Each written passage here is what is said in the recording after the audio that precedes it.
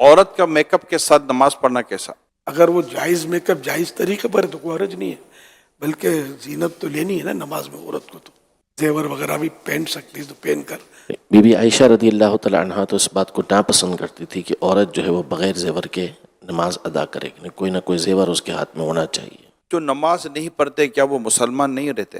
نماز کو جو فرض تسلیم نہیں کرتا وہ تو کافر ہو جائے گا، اور جو نماز کو فرض تسلیم کرتا ہے پھر سستی کے مارے نہیں پڑھتا جیسے آج کل ہے، تو وہ کافر نہیں ہوگا، سخت گناہ گار، جہنم کا حقدار. آستین یا پینٹ فولڈ ہو اس صورت میں نماز پڑھی جا سکتی ہے؟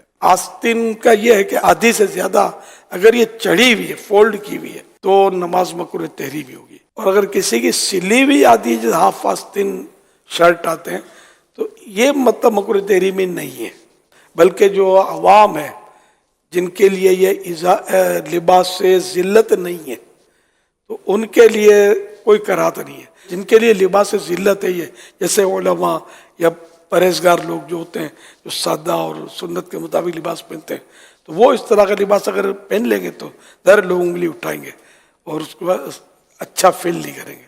ایسوں کے لیے مکروہ تنزیہی. اگر پینٹ فولڈ کرے تو نیچے سے پائچے فولڈ کرتے ہیں یا اوپر سے گرستے ہیں، نماز اس طرح پڑھنا مکروہ تحریمی ہے، ناجائز و گناہ ہے، یعنی اگر دوبارہ پڑھنی ہوگی. یعنی آستین نیچے ہے تو نیچے رہنے دیں، اور پینٹ بھی اگر نیچے ہے تو اس کو نیچے رہنے دیں، اس کی شکل نہ بدلیں. کھینچ کر اگر اوپر ہو جاتی تو ٹھیک ہے.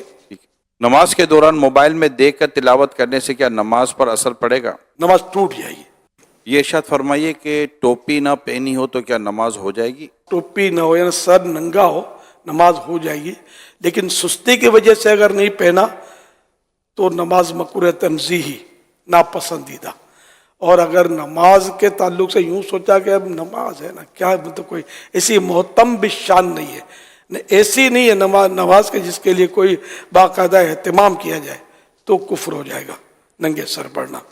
اور اگر نماز ننگے سر پڑھنے سے دل زیادہ جمتا ہے نماز میں، خشوع و خضوع جس کو بولتے ہیں، تو افضل ہو جائے گا ننگے سر پڑھنا. تو یہ تینوں صورتیں ذہن میں رکھیں. کیا کام کی وجہ سے نماز کو لیٹ کر سکتے ہیں؟ جماعت تو ترک نہیں کر سکتا، وہ کام کیسا ہے سامنے آئے تو پتہ چلے. جیسے کہ مریض ہے، اس کی تیمارداری کوئی کر رہا ہے اور یہ بھی ایک کام ہے اس کا، اور اگر یہ با جماعت نماز پڑھنے کے لیے جاتا ہے تو مریض تکلیف میں پڑ جائے گا، تو ایسی صورت میں جماعت ترک کرے، وہی نماز پڑھ لے. تو یہ صورت ہوتی ہے کام کی کہ کیوں کیسے لیٹ کر سکتا. پھر اس میں بھی لیٹ نہیں ہے بغیر جماعت کے.